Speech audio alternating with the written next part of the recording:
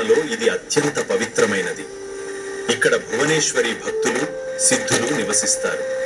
బ్రహ్మలోకం, వైకుంఠం, కైలాసం, గోలోకం, వీటన్నిటికీ మించిన శిఖరం మణిద్వీపం. మణిద్వీపం అంటే రత్నాల ద్వీపం. ఇది ఆదిశక్తి స్వయంగా సృష్టించిన నివాసం.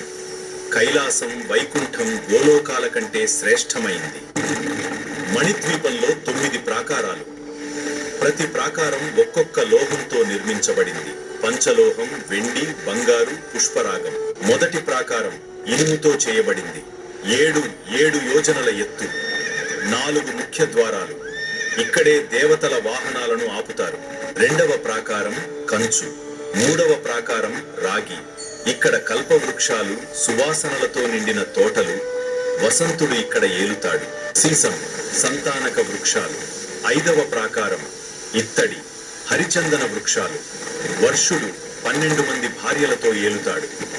6వ ప్రాకారం పంచలోహం, మందార వృక్షాలు. శరత్కాలం. 7వ ప్రాకారం వెండి, పారిజాత వృక్షాలు. హేమంత ఋతువు.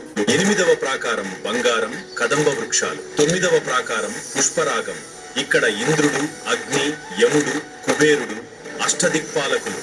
లోపలి ప్రాకారాలు మరింత విలువైనవి. పద్మరాగం, గోమేదికం, వజ్రం, వైడూర్యం, ఇంద్రనీలం, ముత్యాలు, మరకతం, పగడం. మరియు చివరి ప్రాకారం నవరత్నాలు. మధ్యలో చింతామణి మణులతో నిర్మితమైన రత్నగృహం.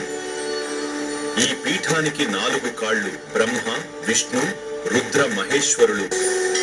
ఇక్కడ భువనేశ్వరి ఎర్రని చర్మం, 3 కళ్ళు, 4 చేతులు.